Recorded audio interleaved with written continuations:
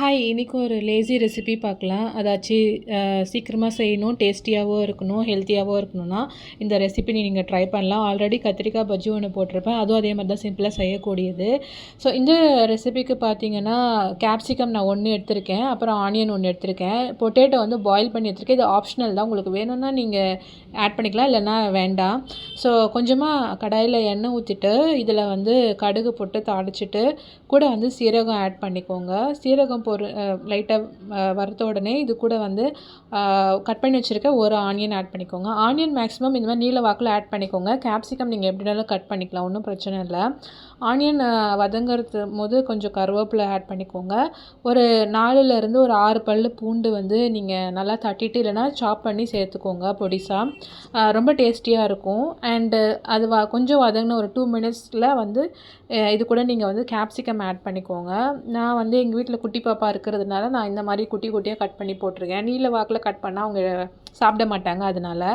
And capsicum பிடிக்காதவங்க நீங்கள் இந்த மாதிரி செஞ்சு கொடுத்தீங்கன்னா அது என்ன வெஜிடபிள்னு கண்டுபிடிக்க முடியாது. சீரியஸ்லி ரொம்ப டேஸ்ட்டாக இருக்கும், நீங்கள் ட்ரை பண்ணி பாருங்கள். அண்ட் உருளைக்கிழங்கு நான் பாயில் பண்ணி கட் பண்ணி சேர்த்துருக்கேன்.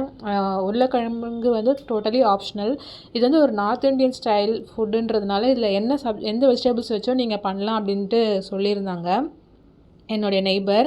அண்ட் இது கூட வந்து கடலை மாவு 2 ஸ்பூன் ஆட் பண்ணிக்கிறேன். ஒரு ஸ்பூன் மஞ்சத்தூள், அதுக்கப்புறம் 1 ஸ்பூன் வந்து மிளகாத்தூள் ஆட் பண்ணியிருக்கேன். இது கூட வந்து நீங்கள் கஸ்தூரி மெத்தி இப்போவே ஆட் பண்ணலாம். ஆல்சோ வந்து முக்கியமான விஷயம், கரம் மசாலா ஆட் பண்ணலாம். என்கிட்ட இல்லை, அதனால நான் ஆட் பண்ணல. ஆட் பண்ணிங்கன்னா ரொம்பவே டேஸ்ட் அல்டிமேட்டாக இருக்கும். அண்ட் லைட்டாக வந்து தண்ணி ஊற்றிக்கோங்க, நிறைய தண்ணி ஊற்றாதீங்க. ஸோ முக்கியமான விஷயம், எல்லா வெஜிடபிள்ஸும் வெந்த பிறகு நீங்கள் தண்ணி ஊற்றுங்க. அந்த மிளகாத்தூள் அந்த கடலை மாவுடைய ரா ஸ்மெல் போனதுக்கு அப்புறமேல்ட்டு நீங்கள் வந்து இதில் என்ன ஆட் பண்ணணுன்னா வேர்க்கடலை. நான் ஒரு 3 கைப்பிடி நிறைய வறுத்த வேர்க்கடலையை அரைச்சி ஆட் பண்ணிக்கிட்டேன். லாஸ்ட்டாக ஆல்மோஸ்ட் 70% எல்லாமே குக் பண்ண பிறகு நீங்கள் தயிர் லாஸ்ட்டாக ஊற்றிக்கோங்க. முன்னாடி நீங்கள் தயிர் போட்டு ரொம்ப நேரம் நீங்கள் பாயில் பண்ணிங்கன்னா தண்ணியாக ஆகிடும், திக்காக இருக்காது.